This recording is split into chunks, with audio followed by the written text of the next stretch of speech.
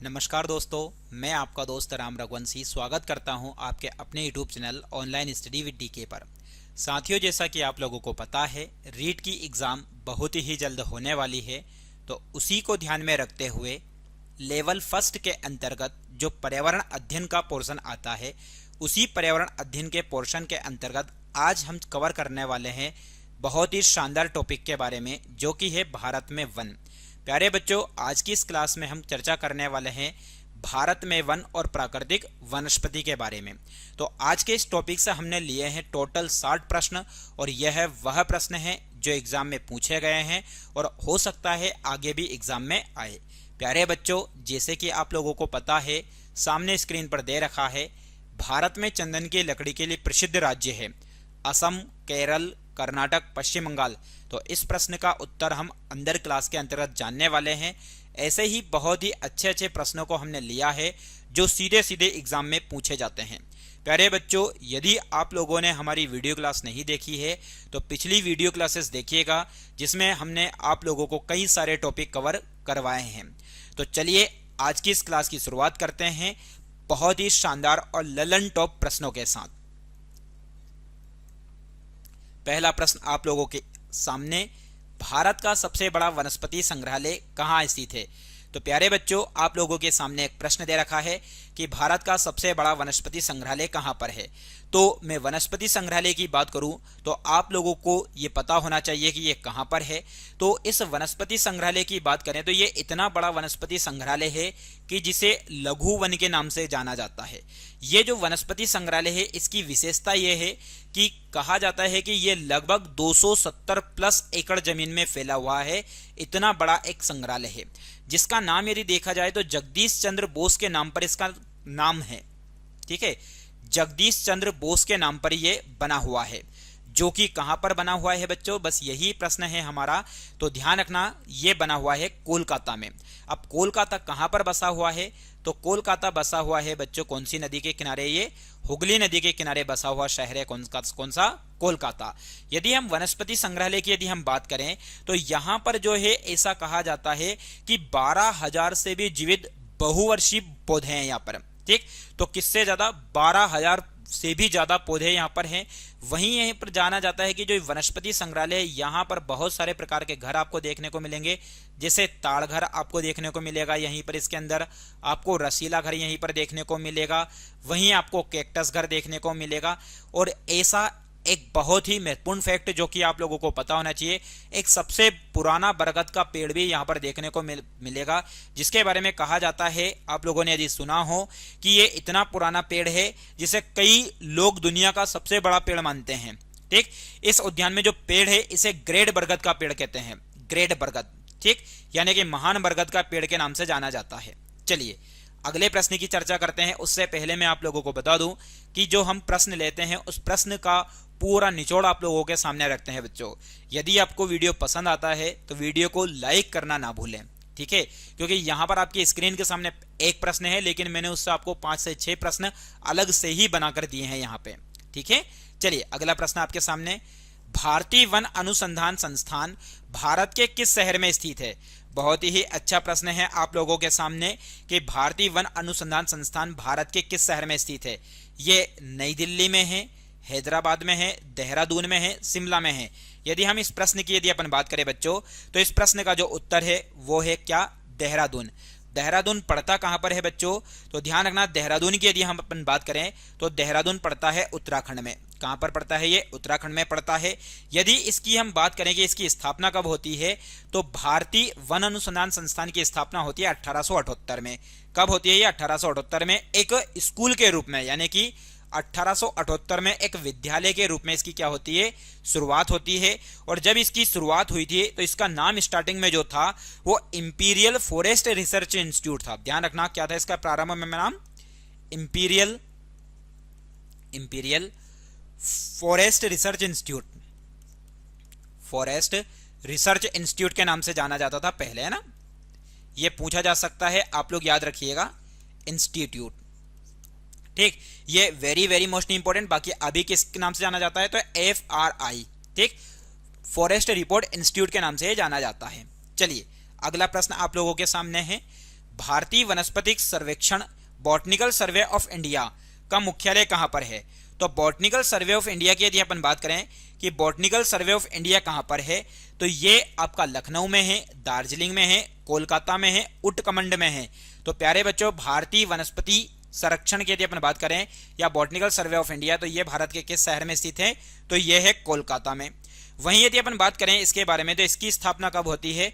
तो इसकी स्थापना होती है बच्चों 1890 में। कब होती है? ये 1890 में होती है। वहीं यदि देखा जाए इसकी विशेषता के बारे में, तो इसकी विशेषता क्या है? तो पौधों के आर्थिक गुणों की पहचान करना मुख्य रूप से क्या है इसका उद्देश्य? पौधों के आर्थिक गुणों की, पौधों के आर्थिक गुणों की पहचान करना। ठीक, ये किसका उद्देश्य है? तो ये बॉटनिकल सर्वे ऑफ इंडिया का उद्देश्य है। वहीं यदि देखा जाए तो देश के जंगली पौधे के संसाधनों का वर्गीकरण करना। ठीक, तो जंगली पौधे के संसाधनों का वर्गीकरण करना भी किसका उद्देश्य है बच्चों? तो बॉटनिकल सर्वे ऑफ इंडिया का है। चलिए अगला प्रश्न आपके सामने, वन महोत्सव निम्नलिखित में से किससे संबंधित है? तो वन महोत्सव वृक्षों को काटना, वृक्षारोपण, वृक्षों का आनुवांशिक परिवर्तन, खेती में बढ़ोतरी। तो वन महोत्सव का जो उद्देश्य है एक तरीके से देखा जाए तो पर्यावरण को कहीं ना कहीं सुरक्षा पहुंचाना, ठीक, या पर्यावरण को संरक्षण प्रदान करना इसका मुख्य उद्देश्य है। तो इसके लिए कहीं ना कहीं जो ज्यादा से ज्यादा जरूरी है बच्चों वो है वृक्षारोपण। ठीक है, इसलिए इस प्रश्न का उत्तर हो जाएगा वृक्षारोपण। अगला प्रश्न है, चिपको आंदोलन किससे संबंधित है? चिपको आंदोलन आपके सामने ऑप्शन है क्या? वन्य जीव संरक्षण, वन संरक्षण, वैज्ञानिक कृषि, वनों का उन्मूलन करना। तो चिपको आंदोलन की यदि हम बात करें तो चिपको आंदोलन जो संबंधित है बच्चों वो है वन संरक्षण से। किससे संबंधित है ये? वन संरक्षण से। अब यहां पर मैं आप लोगों को बता दूं, वन्य जीव की यदि बात आई है तो वन्य जीव को लेकर एक दिवस मनाया जाता है, विश्व वन्य जीव दिवस। तो विश्व वन्य जीव दिवस जो मनाया जाता है बच्चों वो याद रखिएगा 3 मार्च को मनाया जाता है। कब मनाया जाता है ये? 3 मार्च को। और विश्व वन दिवस की यदि हम बात करें कि विश्व वन दिवस कब मनाया जाता है, तो ये भी आप लोगों को पता होना चाहिए कि विश्व वन दिवस जो मनाया जाता है ये मनाया जाता है बच्चों 21 मार्च को। कब मनाया जाता है ये? 21 मार्च को। ठीक है, चलिए अगले प्रश्न की चर्चा करते हैं। भारत में सबसे बड़ा क्षेत्र या सबसे बड़े क्षेत्र में फैले हुए वन कौन से हैं? भारत के सबसे बड़े क्षेत्र में फैले हुए वन कौन से हैं? तो यह है उष्णकटिबंधीय सदाबहार वन, उष्णकटिबंधीय पर्णपाती वन, पर्वतीय वन, मैंग्रोव वन। पर्वतीय वन वो वन होते हैं बच्चों जो एक तरीके से कहां पर पाए जाते हैं? पर्वत पर पाए जाते हैं। दूसरी बात, मैंग्रोव वन क्या होते हैं? तो मैंग्रोव वन वहां पाए जाते हैं जहां की मिट्टी या जहां का क्षेत्र कैसा होता है? लवणीय होता है, या जहां का क्षेत्र लवण युक्त होता है वहां पर पाई जाती है मैंग्रोव वनस्पति। ठीक, उष्णकटिबंधीय पर्णपाती जो भारत का मध्यवर्ती क्षेत्र है वहां पर पाई जाती है। और उष्णकटिबंधीय सदाबहार वन वो वन जो सारे क्षेत्र में पाए जाते हैं। तो इस प्रश्न का जो उत्तर हो जाएगा वो उत्तर हो जाएगा बच्चों क्या? उष्णकटिबंधीय पर्णपाती वन। ठीक, तो ज्यादा से ज्यादा क्षेत्र पर फैले हुए हैं वो कौन से हैं? उष्णकटिबंधीय पर्णपाती वन है। ये आप लोगों को क्या करना है? याद रखना है बच्चों। ठीक है, चलिए अगला प्रश्न है आप लोगों के सामने। चलिए अगला प्रश्न है, भारत में अति सघन वनों का सर्वाधिक क्षेत्र किस राज्य में पाया जाता है? बच्चों ये आप लोगों को बताना है। क्या है प्रश्न आप लोगों के सामने? प्रश्न है, भारत में अति सघन वनों का सर्वाधिक क्षेत्र किस राज्य में, मतलब कौन सा ऐसा राज्य है जहां पर वन जो है पास पास बसे हुए हैं? जहां पर वन जो है कैसे बसे हुए हैं? पास पास बसे हुए हैं। ऐसा राज्य कौन सा है? तो अरुणाचल प्रदेश, मध्य प्रदेश, महाराष्ट्र, उड़ीसा। तो इस प्रश्न का जो उत्तर है बच्चों वो है अरुणाचल प्रदेश। तो अति सघन सर्वाधिक क्षेत्र किस राज्य में है? तो यह है अरुणाचल प्रदेश। बाकी सर्वाधिक क्षेत्रफल की यदि अपन बात करें कि सर्वाधिक क्षेत्रफल कहां पर है, तो सर्वाधिक क्षेत्रफल पर पाए जाने वाले वन जो है वो मध्य प्रदेश में है। और यदि प्रतिशत में यदि अपन बात करें कि प्रतिशत में ज्यादा वन कहां पर है, तो प्रतिशत में वन जो है बच्चों वो याद रखिएगा मिजोरम में है। कहां पर है? मिजोरम। बाकी क्षेत्रफल में कहां पर है? तो मध्य प्रदेश में है। और अति सघन वन यानी कि पास पास बसे हुए की स्थिति में बात करें तो वो कौन सा राज्य है? अरुणाचल प्रदेश में है। ये आप लोगों को याद रखना है। चलिए बच्चों अगला प्रश्न है, प्यारे बच्चों ये लेवल फर्स्ट के अंतर्गत आने वाले प्रश्न हैं जिसमें मैंने टॉप 60 प्रश्नों की चर्चा की है। अभी तो 8 ही हुए हैं, हमने टोटल 60 प्रश्न की चर्चा की है। यदि आपने पूरी क्लास को देखा तो 60 से मान के चलिए कि आपके 100 क्वेश्चन कवर होने वाले हैं आज की इस छोटी सी क्लास से। ठीक है, भारत के निम्न उक्त क्षेत्रों में से कौन सा चीड़ के वनों से संबंधित है? तो चीड़ के जो वन हैं उनसे संबंधित क्षेत्र कौन सा है? रुहेलखंड है, बुंदेलखंड है, झारखंड है, उत्तराखंड है। तो जो चीड़ के वृक्ष हैं, यदि देखा जाए बच्चों, कौन से वृक्ष? चीड़। तो ये चीड़ के वृक्ष उस क्षेत्र में पाए जाते हैं जो लगभग थोड़ा ऊंचाई पर बसा हुआ क्षेत्र होता है। कौन से क्षेत्र पर? ऊंचाई पर बसा हुआ क्षेत्र। तो यदि देखा जाए तो ऊंचाई वाला जो क्षेत्र है वो एक ही है, जो कि उत्तराखंड है। इसलिए इस प्रश्न का सही उत्तर हो जाएगा बच्चों क्या? उत्तराखंड। ठीक है, चलिए अगला प्रश्न आप लोगों के सामने। भारत के निम्न राज्यों में से किसमें सागौन का वन पाया जाता है? सागौन का वन ज्यादातर मात्रा में कहां पर पाया जाता है? तो मध्य प्रदेश में, उत्तर प्रदेश में, झारखंड में, कर्नाटक में। तो सागौन के जो वृक्ष ज्यादातर पाए जाते हैं बच्चों, वो पाए जाते हैं भारत के एक राज्य मध्य प्रदेश में। ठीक, इस मध्य प्रदेश में यदि देखा जाए तो ज्यादा से ज्यादा वृक्ष भी पाए जाते हैं और ज्यादा से ज्यादा वन भी पाए जाते हैं, इसलिए कहा जाता है वनों का राज्य। एग्जाम में कभी कभी आ जाए आपके सामने ये कि वनों का राज्य किस राज्य को कहते हैं, तो वनों का राज्य कहते हैं मध्य प्रदेश को, क्योंकि क्षेत्रफल में सबसे ज्यादा वन यदि कहीं पर है तो वो कहां पर है? मध्य प्रदेश में ही है। ठीक है, वहीं यदि अपन बात करें तो मध्य प्रदेश में एक और चीज आप लोगों को मैं बता दूं कि मध्य प्रदेश को टाइगर स्टेट भी कहते हैं। क्या बोलते हैं बच्चों? इस राज्य को टाइगर स्टेट भी कहते हैं। वहीं इस राज्य को यदि देखा जाए तो इस राज्य को सोया स्टेट भी कहते हैं। कौन सा स्टेट कहते हैं बच्चों? सोया स्टेट भी, क्योंकि यहाँ पर टाइगर की संख्या ज्यादा है इसलिए टाइगर स्टेट, यहाँ पर सोयाबीन का उत्पादन ज्यादा होता है इसलिए सोया स्टेट कहते हैं। ठीक है, चलिए अगला प्रश्न आपके सामने। भारत में चंदन की लकड़ी के लिए प्रसिद्ध राज्य, ये चंदन की लकड़ी के लिए प्रसिद्ध राज्य जो है वो कौन सा है? असम है, केरल है, कर्नाटक है, पश्चिम बंगाल है। ये वही चंदन है जो पुष्पा में आप लोगों ने देखा था बच्चों। ठीक है, तो पुष्पा मूवी के अंतर्गत जो चंदन आप लोगों ने देखा था, या उसी चंदन की बात हो रही है। तो चंदन के लिए फेमस राज्य कौन सा है? तो आपके सामने 4 ऑप्शन दे रखे हैं। इन 4 ऑप्शन में से इसका सही उत्तर है बच्चों कर्नाटक राज्य। कौन सा राज्य है? कर्नाटक। कर्नाटक जो है फेमस, आप लोगों को पता होना चाहिए, ये सोने के लिए भी प्रसिद्ध है। सोना यानी कि गोल्ड। अब गोल्ड के लिए यहाँ की जो प्रसिद्ध खजान है वो आप लोगों को बता दूं मैं, हट्टी एवं कोलार की खान। किसकी बेटा? हट्टी एवं कोलार की खान, जो कि किसके लिए फेमस है? ये सोने के लिए। और इसके लिए एक मूवी जो कि आप लोगों को पता है, सोने के लिए जो मूवी बनी है वो है KGF, और कहीं ना कहीं चंदन के लिए जो मूवी बनी है वो कौन सी बनी है? पुष्पा बनी है। ये आप लोगों को याद रखना है। चलिए अगला प्रश्न है, भारत में उष्णकटिबंधीय सदाबहार वन कहां पर पाए जाते हैं? उष्णकटिबंधीय सदाबहार वन जो है वो कहां पर पाए जाते हैं? केरल में, आंध्र प्रदेश में, मध्य प्रदेश में, उड़ीसा में। तो इस प्रश्न का सही उत्तर जो होगा बच्चों वो होगा केरल। यानी कि भारत में उष्णकटिबंधीय सदाबहार वन कहां पर पाए जाते हैं? केरल में। भारत के केरल राज्य की यदि अपन बात करें तो भारत का जो ये वाला घाट है, इस घाट को बोलते हैं पश्चिमी घाट। तो पश्चिमी घाट पर सबसे नीचे की तरफ बसा हुआ जो राज्य है ये वाला, ये राज्य है केरल। कहा जाता है कि जब सबसे पहले मानसून आता है तो मानसून सबसे पहले जिस राज्य में प्रवेश करता है वो राज्य कौन सा है? केरल है बच्चों। ठीक है, चलिए अगला प्रश्न है, निम्नलिखित में से भारत का कौन सा क्षेत्र उष्णकटिबंधीय सदाबहार वन से ढका हुआ है? मतलब ऐसा कौन सा क्षेत्र है जो उष्णकटिबंधीय सदाबहार वन से ढका हुआ है? तो गुजरात का अर्धशुष्क क्षेत्र, पूर्वी घाट, पश्चिमी घाट, मध्य प्रदेश। तो उष्णकटिबंधीय सदाबहार वनों से ढका हुआ जो क्षेत्र है बच्चों वो है पश्चिमी घाट। कौन सा घाट है? पश्चिमी घाट।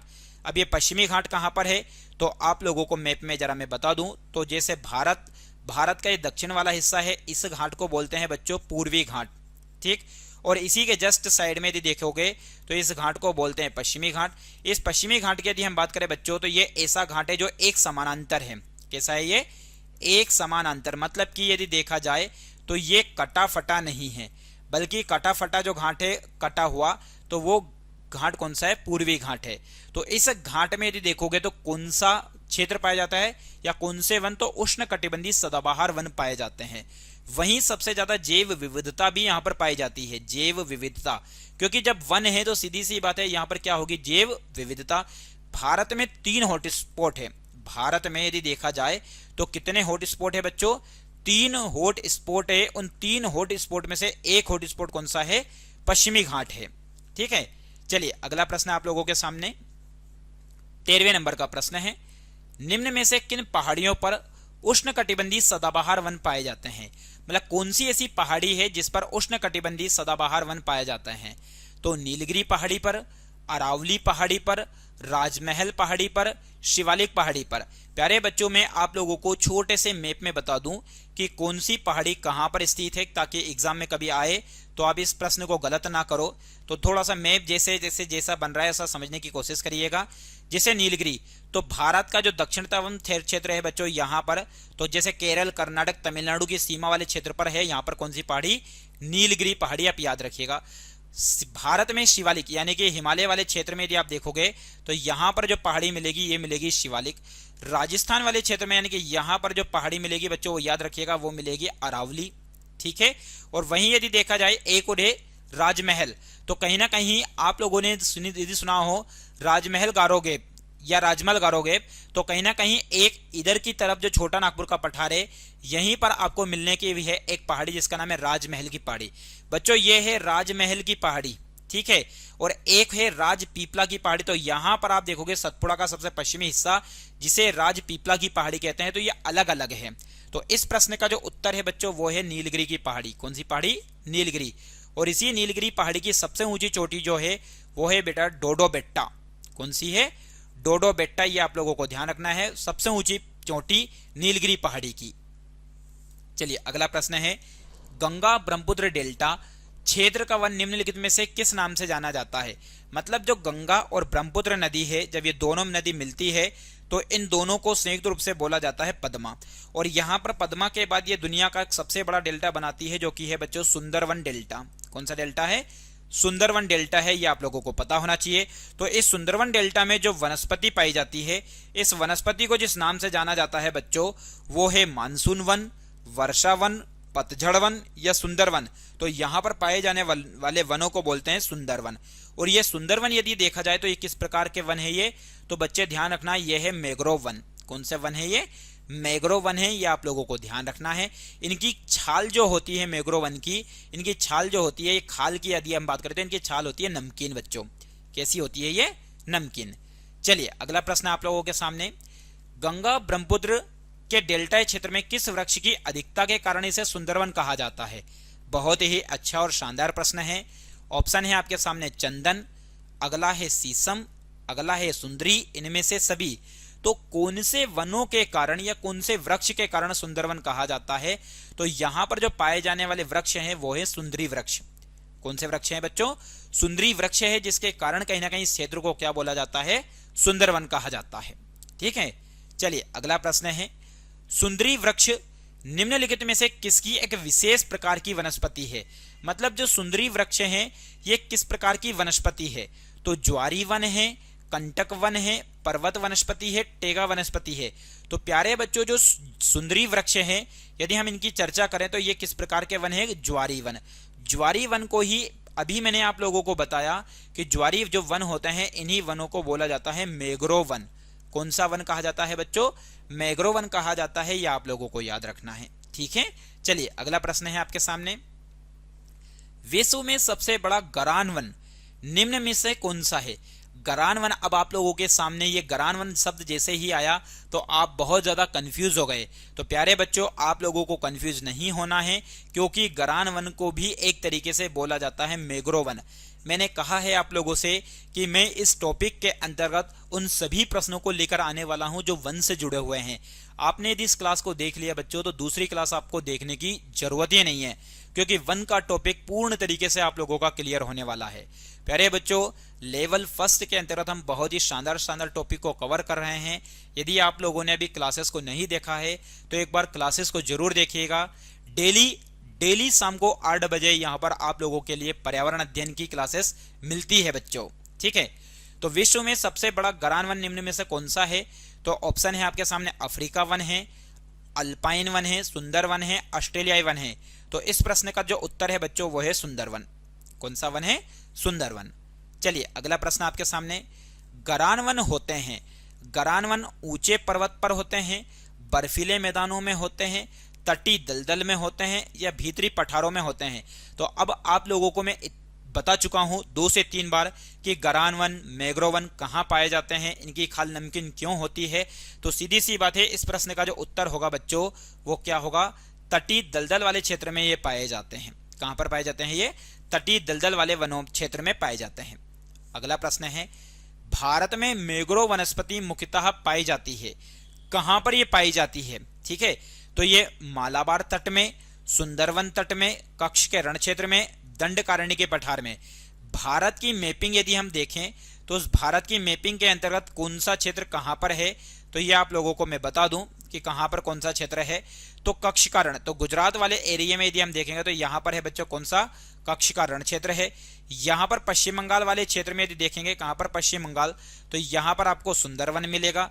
वहीं ये वाला जो तट है बच्चों, इस वाले तट को बोलते हैं कौन सा, तो ध्यान रखना इस वाले तट को बोलते हैं मालाबार तट, केरल वाले क्षेत्र में। और यहां पर जो पठार पड़ता है, इस पठार का नाम है दंडकारण्य का पठार। ठीक है, तो इन चारों ऑप्शन में से यदि देखा जाए तो कहां पर मैंग्रोव वनस्पति पाई जाती है, तो बच्चों मैंग्रोव वनस्पति पाई जाती है सुंदरवन वाले क्षेत्र में। कौन से क्षेत्र में, सुंदरवन क्षेत्र में। चलिए अगला प्रश्न है, सुंदरवन के जंगल को क्या कहा जाता है, तो सुंदरवन के जंगल को गुल्म जंगल कहते हैं, मैंग्रोव कहते हैं, पर्णपाती जंगल कहते हैं, या टुंड्रा कहते हैं। तो इस प्रश्न का जो उत्तर हो जाएगा बच्चों वो क्या हो जाएगा, मैंग्रोव कहते हैं। क्या कहते हैं, मैंग्रोव। चलिए, मैंग्रोव की खेती के लिए निम्नलिखित में से कौन सा क्षेत्र प्रसिद्ध है। हर प्रश्न अलग अलग है, अलग अलग तरीके से पूछा जा सकता है, इसलिए आप लोगों के सामने सारे प्रश्न लेकर आया हूं बच्चों। तो इसलिए पूरी क्लास को देखिएगा, लास्ट तक बने रहिएगा, क्योंकि लास्ट तक बहुत ही शानदार शानदार प्रश्न आप लोगों के सामने रखे हैं। तो दक्षिण का 24 परगना का सजने खाली जंगल, कलिंपपांग का लावा जंगल, उड़ीसा का दंडकारण्य जंगल, उत्तर प्रदेश का कार्बेट नेशनल पार्क। तो मैंग्रोव खेती के लिए निम्नलिखित में से कौन सा क्षेत्र प्रसिद्ध है, तो इसके लिए जो प्रसिद्ध क्षेत्र है बच्चों वो ध्यान रखना, दक्षिण 24 परगना का सजने खाली जंगल। ठीक है, चलिए अगला प्रश्न आप लोगों के सामने, मैंग्रोव वनों पर वैश्विक तापन का क्या प्रभाव होगा। तो जो मैंग्रोव वन है उस पर वैश्विक तापन का क्या प्रभाव होगा, तो ऑप्शन है आपके सामने, वे अधिक प्रचुरता से पैदा होंगे, मैंग्रोव के विशाल क्षेत्र जलमग्न हो जाएंगे, कार्बन सिंक्स के रूप में उनकी भूमिका अधिक महत्वपूर्ण हो जाएगी, उपयुक्त का और का दोनों।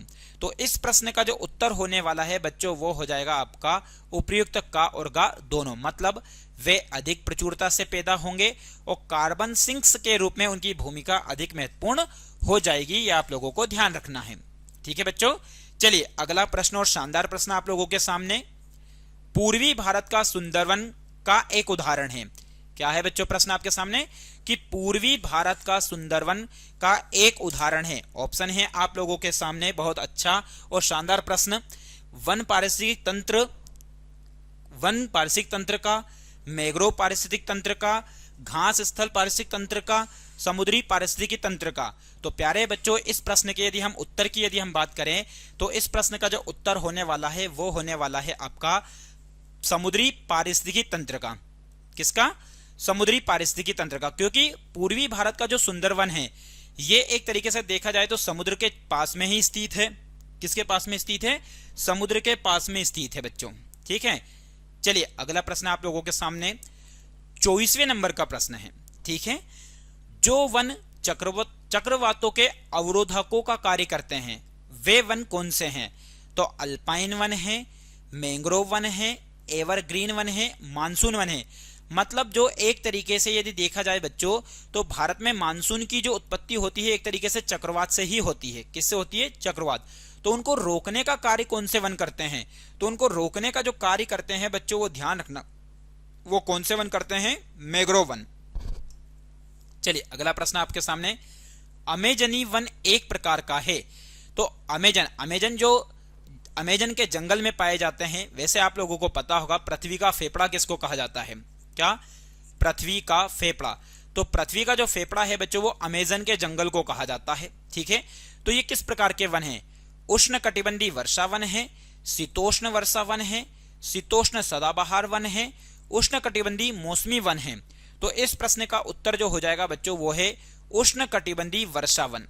कैसे वन है ये, उष्ण कटिबंधीय वर्षा वन है, ये आप लोगों को याद रखना है। अगला प्रश्न है, भारत में वर्षा वन पाए जाते हैं, तो वर्षा के दौरान ज्यादा से ज्यादा विकास करने वाले जो वन है वो भारत में कहां पाए जाते हैं, तो भारत में मध्य भारत में पाए जाते हैं, पूर्वी घाट में, उत्तर पूर्वी हिमालय और पश्चिमी घाट में, उत्तर पश्चिमी हिमालय और पूर्वी घाट में।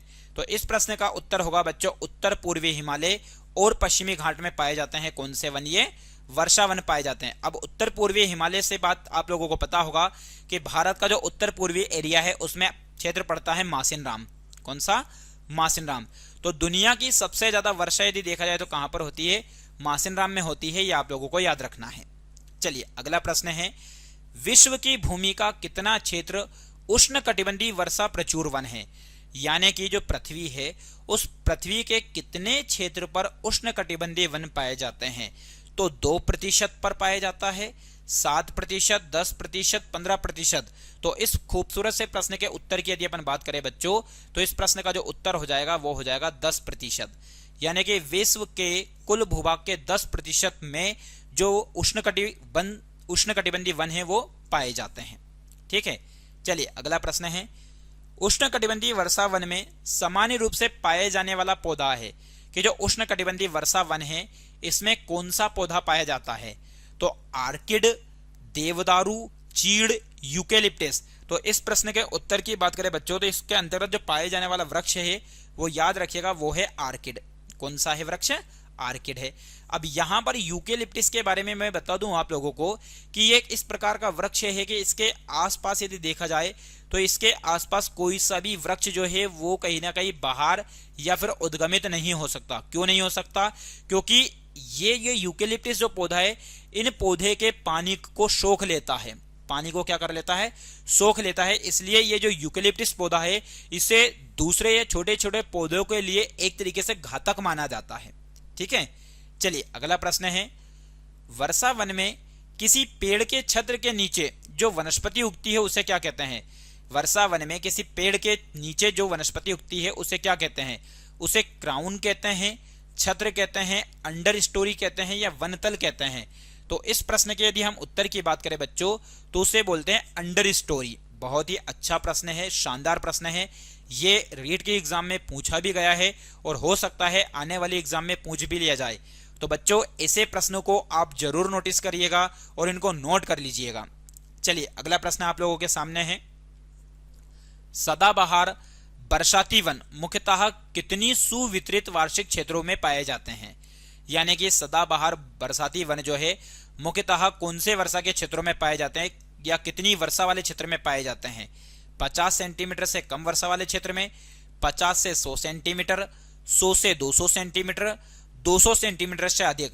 तो सदाबहार बरसाती वन की यदि हम बात करें बच्चों तो 200 सेंटीमीटर से अधिक जहां पर बारिश होती है वहां पर ये पाए जाते हैं। अब भारत में यदि देखा जाए तो 100 से अधिक वर्षा में तो एक तो जो केरल वाला क्षेत्र है, कौन सा? केरल वाला क्षेत्र, यहां पर ज्यादा वर्षा होती है। दूसरा भारत में जो पचमढ़ी वाला जो क्षेत्र है, पचमढ़ी जो कि कहां पर पड़ता है बच्चों? मध्य प्रदेश, यहां पर 200 सेंटीमीटर से अधिक वर्षा है। कहीं न कहीं बात करें हम मासिनराम, ठीक, तो ये भी एक तरीके से 200 सेंटीमीटर से अधिक वर्षा वाला क्षेत्र है बच्चों। ठीक है, चलिए अगला प्रश्न आप लोगों के सामने 31वां प्रश्न है, साल और सागौन के वृक्ष, किसके बच्चों? साल और सागौन के वृक्ष निम्नलिखित में से किस प्राकृतिक वनस्पति पट्टी में पाए जाते हैं?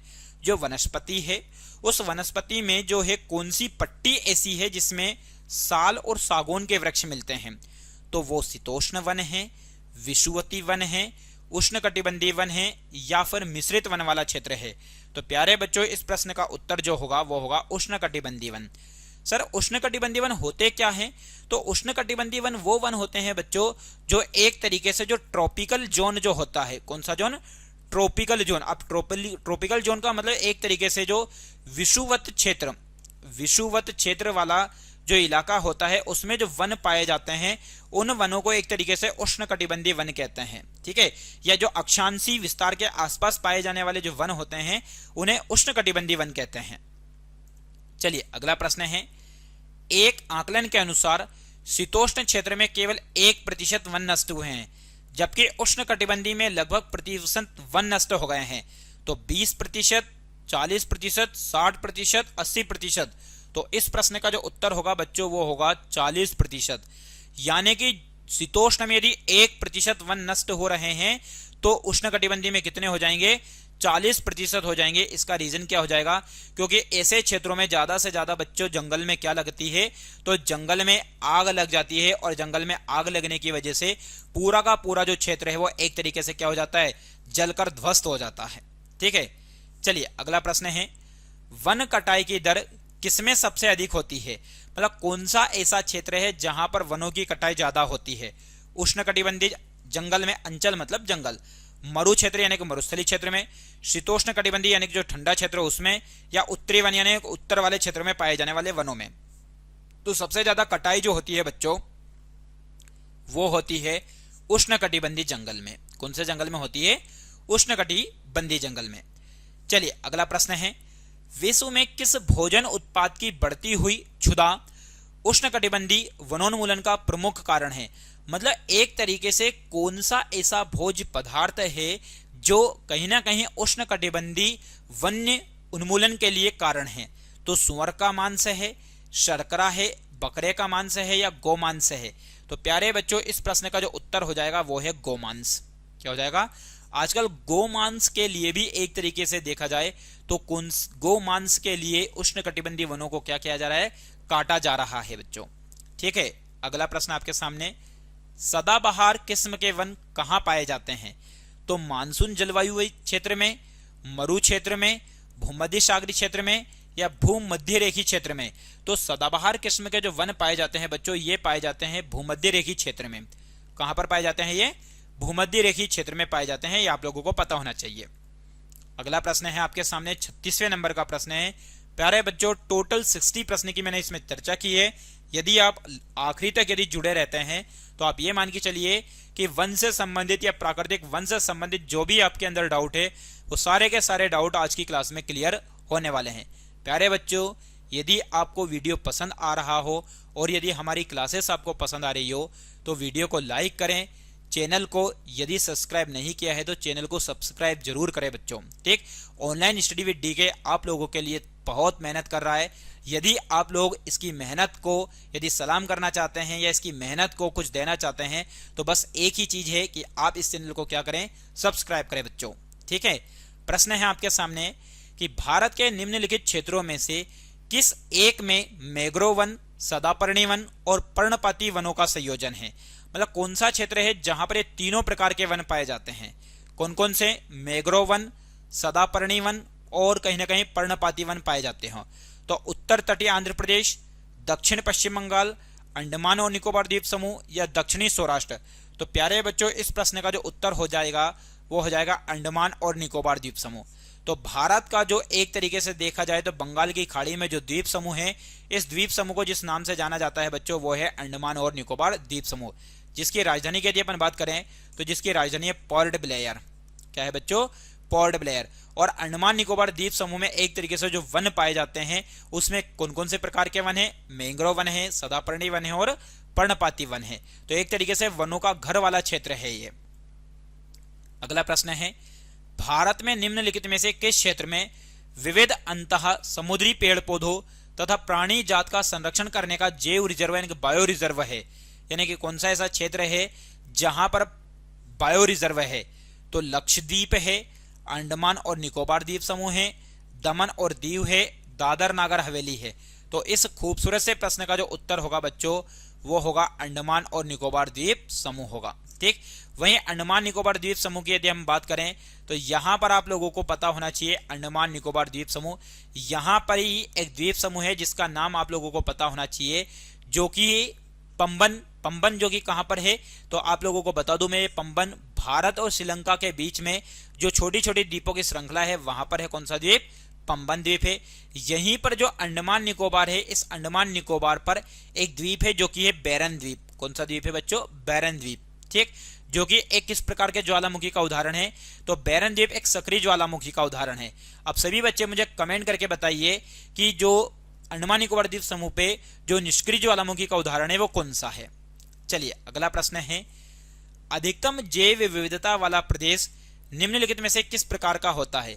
यानी कि जहां पर सबसे ज्यादा जैव विविधता पाई जाती है वहां पर कौन से प्रकार के वन क्षेत्र पाया जाता है? तो उष्णकटिबंधीय पाया जाता है, शीतोष्ण, मानसूनी या विषुवती? तो इस प्रश्न का जो उत्तर हो जाएगा बच्चों वो हो जाएगा क्या? विषुवती। यानी कि जहां पर ज्यादा से ज्यादा जैव विविधता पाई जाती है वहां पर वन का कौन सा क्षेत्र होता है या कौन सा प्रदेश होता है? तो वो होता है बच्चों विषुवती। विषुवती का मतलब है जो पृथ्वी है, पृथ्वी के बीच में से जो रेखा गुजरती है इसे विषुवत रेखा कहते हैं। और इसके आसपास वाले क्षेत्र में जो वन पाया जाता है वहां पर अधिकतर क्या पाई जाती है? जैव विविधता, यानी कि जीवों में पाई जाने वाली विभिन्नता। चलिए अगला प्रश्न आप लोगों के सामने है।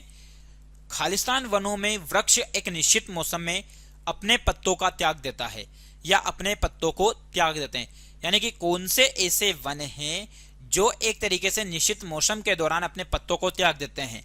तो सदाबहार वन कहलाते हैं, गरान वन कहलाते हैं, पर्णपाती वन कहलाते हैं या कटीले वन कहलाते हैं। तो प्यारे बच्चों, इस प्रश्न का जो उत्तर हो जाएगा वो हो जाएगा पर्णपाती।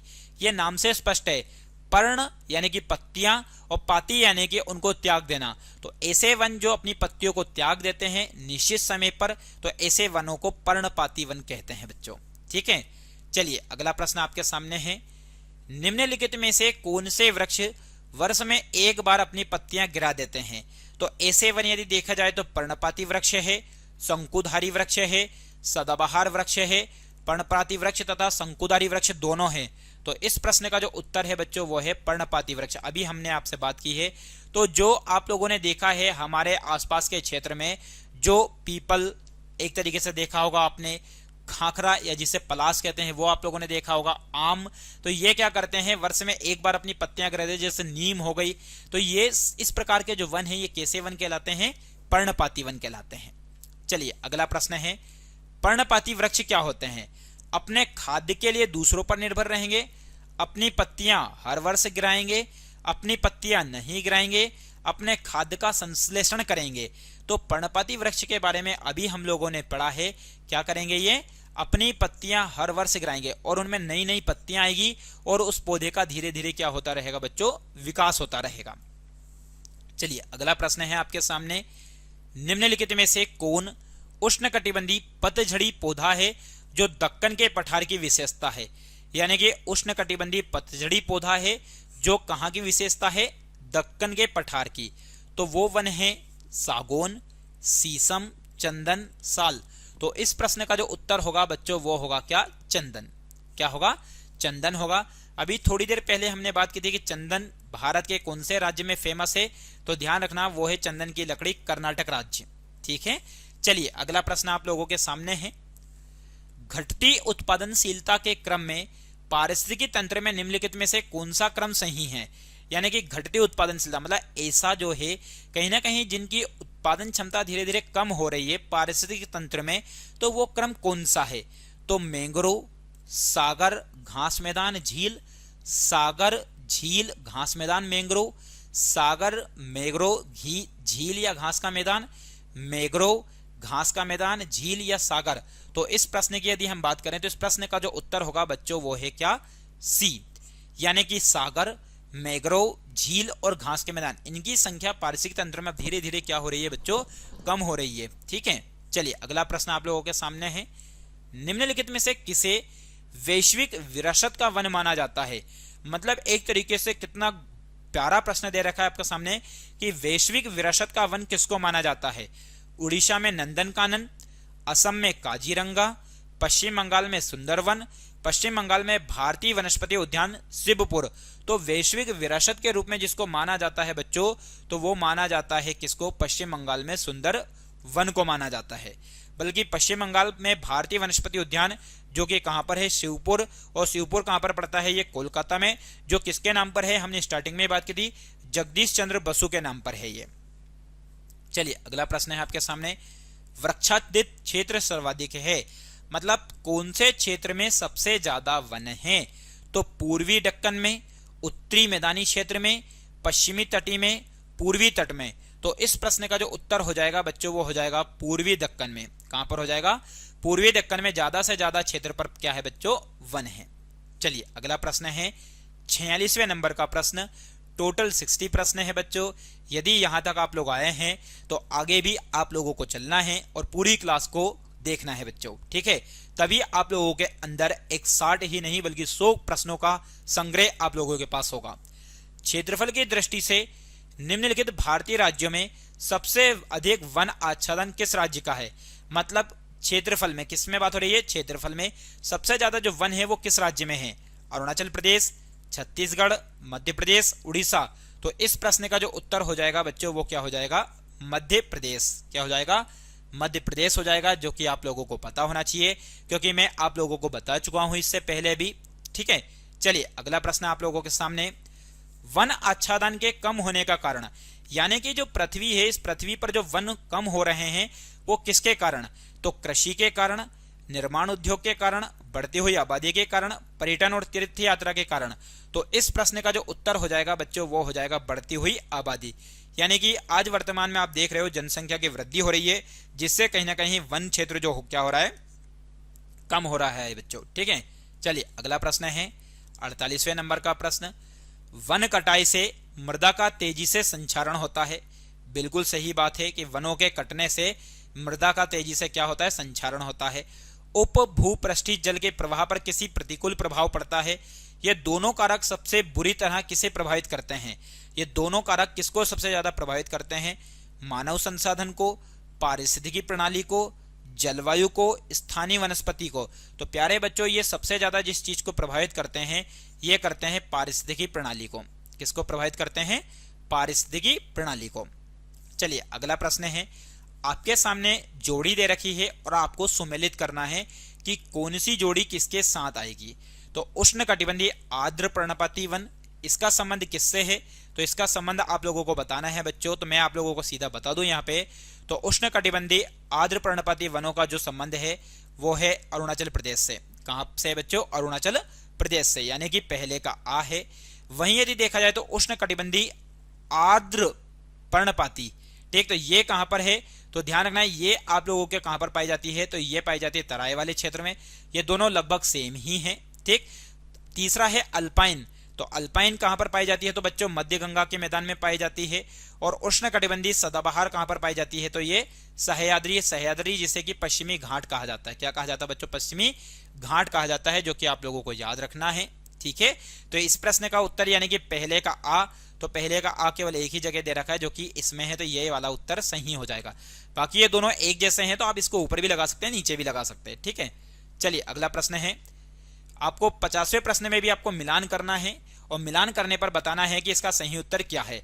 तो मैं आप लोगों को यहाँ पर जोड़ी में बता देता हूं कि शीशम, शीशम जो वन है ये किस प्रकार का वन है बच्चों?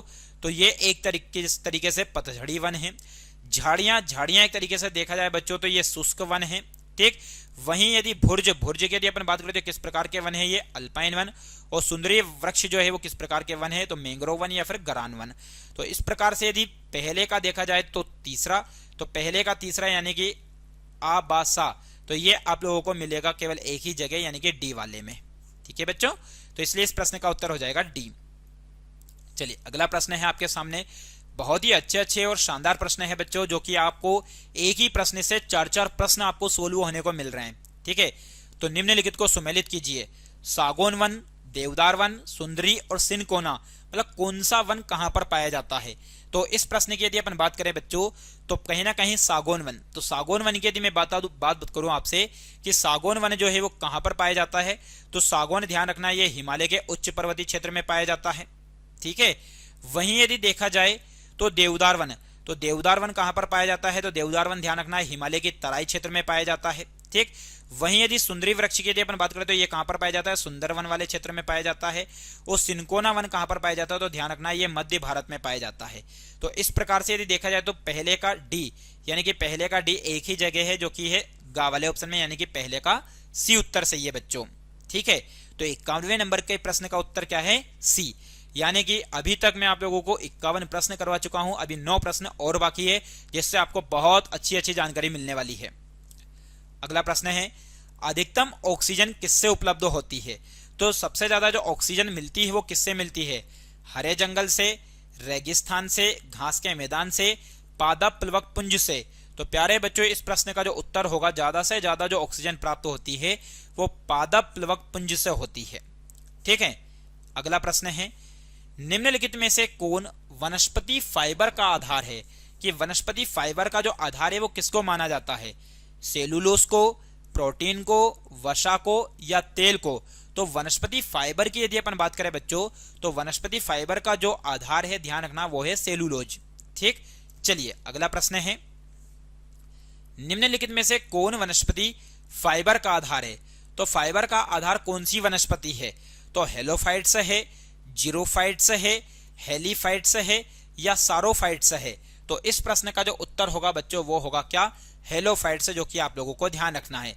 किसका आधार है ये? तो ये फाइबर का आधार है बच्चों। चलिए 55वें नंबर का प्रश्न है, किस प्रकार के वन मुख्यतः शैवालों तथा काई से बने होते हैं? तो शैवाल और काई से बने हुए जो वन होते हैं वो कौन से वन हैं? तो टेगा वन है, टुंड्रा वन है, समशीतोष्ण वन है या उष्णकटिबंधीय सदाबहार वन है। तो इस प्रकार के वन यानी कि शैवाल और काई से जो बने हुए वन होते हैं बच्चों, वो कौन से वन कहलाते हैं? तो टुंड्रा वन कहलाते हैं, जो कि ऊंचाई वाले क्षेत्र पर पाए जाते हैं। अगला प्रश्न है, आभासी वृक्ष रहित विरल वनस्पति कहाँ पाई जाती है? आभासी वृक्ष जो रहित विरल वनस्पति है वो कहाँ पाई जाती है? तो अल्पाइन क्षेत्र में, टुंड्रा क्षेत्र में, छप्पारल में या टेंगा में। तो इस प्रश्न का जो उत्तर हो जाएगा बच्चों वो हो जाएगा कहां पर? टुंड्रा क्षेत्र में। ठीक है, चलिए अगला प्रश्न आप लोगों के सामने है। 57वें नंबर का प्रश्न है कि विश्व की 25% भूमि को आच्छादित करने वाला सबसे बड़ा वन कौन सा है? यानी कि विश्व की कितने प्रतिशत भूमि? 25% भूमि को आच्छादित करने वाला सबसे बड़ा वन कौन सा है? तो उष्णकटिबंधीय वर्षा वन, साइबेरिया का टेगा, मानसून वन या यूरोप के शीतोष्ण कटिबंधीय वन। तो इस प्रश्न का जो उत्तर हो जाएगा बच्चों वो हो जाएगा साइबेरिया का टेगा वन। अब ये साइबेरिया कहां पर पाया जाता है? तो साइबेरिया जो क्षेत्र है बच्चों वो पाया जाता है रूस में। कहां पर पाया जाता है ये? रूस में। चलिए अगला प्रश्न है आप लोगों के सामने 58वें नंबर का प्रश्न है, दक्षिण अमेरिका की अमेजन द्रोण बेसिन के भूमध्य रेखीय वनों को क्या कहा जाता है? तो जो अमेजन है वो अमेजन द्रोण यानी कि अमेजन नदी का जो क्षेत्र है ये किस क्षेत्र में है? तो दक्षिण अमेरिका में है। अब दक्षिण अमेरिका में ही एक तरीके से अमेजन के जंगल है बच्चों। तो वहां पर जो भूमध्य रेखीय वन है उनको क्या कहा जाता है? सेल्वा कहा जाता है, टेगा कहा जाता है, टुंड्रा कहा जाता है या पंपास कहा जाता है? तो प्यारे बच्चों इस प्रश्न का जो उत्तर है वो है सेल्वा। क्या कहा जाता है उनको? सेल्वा। बाकी एक तरीके से जो अर्जेंटीना में जो घास के मैदान पाए जाते हैं, कहां पर बच्चों? अर्जेंटीना। तो अर्जेंटीना में जो घास के मैदान पाए जाते हैं उनको बोला जाता है पंपास बोला जाता है। चलिए अगला प्रश्न है आपके सामने, टेगा वन में कौन से वृक्ष होते हैं? जो टेगा वन होते हैं उनमें कौन से वृक्ष पाए जाते हैं? तो जड़ी बूटी वाले साकी वन वृक्ष, मृदु काष्ठ वृक्ष, मिले जुले वृक्ष या अल्पाइन वृक्ष। तो इस खूबसूरत से प्रश्न का जो उत्तर होने वाला है बच्चों वो मिले जुले वृक्ष, यानी कि जो टेगा वन है इसमें सभी प्रकार के मिले जुले वृक्ष पाए जाते हैं। ठीक है, अगला प्रश्न है 60वें नंबर का प्रश्न है कि सेल्वा होते हैं, सेल्वा क्या होते हैं? तो कनाडा के विस्तृत वन हैं, ब्राजील के विषुवती वर्षा वाले वन हैं, साइबेरिया के शंकु वृक्षी वन हैं या सदाबहार मानसूनी वन हैं। तो यदि देखा जाए तो सेल्वा जो बच्चों है वो क्या है? ब्राजील के विषुवती वर्षा वाले वन हैं। ठीक, चलिए अगला प्रश्न है, यानी कि आज की क्लास का अंतिम प्रश्न जो कि 61वें नंबर का प्रश्न है बच्चों। तो आप लोगों के सामने यहाँ पर टोटल 61 प्रश्न कवर किए हुए हैं। तो इस प्रश्न को देख लेते हैं, विश्व वन्यजीव निधि का शिलान्यास किस वर्ष किया गया?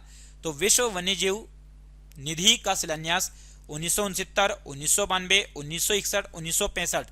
तो इस प्रश्न का जो उत्तर होगा बच्चों वो होगा 1961 होगा। बाकी मैंने आप लोगों को स्टार्टिंग में ही बताया कि विश्व वन्यजीव दिवस की यदि अपन बात करें कि विश्व वन्यजीव जो दिवस है बच्चों ये कब मनाया जाता है? तो विश्व वन्यजीव दिवस मनाया जाता है कितनी तारीख को? 3 मार्च को मनाया जाता है। ये आप लोगों को याद रखना है। ठीक, तो प्यारे बच्चों आज की इस क्लास में हमने टॉप 61 प्रश्न की चर्चा की है जो भारत में वन एवं प्राकृतिक वनस्पति से जुड़ा हुआ टॉपिक था। ठीक, उम्मीद करता हूं आप लोगों को वीडियो पसंद आया होगा। यदि वीडियो पसंद आया है तो वीडियो को लाइक करें, शेयर करें और चैनल को यदि सब्सक्राइब नहीं किया है तो चैनल को जरूर सब्सक्राइब करें। सभी लोगों का जुड़ने के लिए बहुत बहुत धन्यवाद। जय हिंद, जय भारत।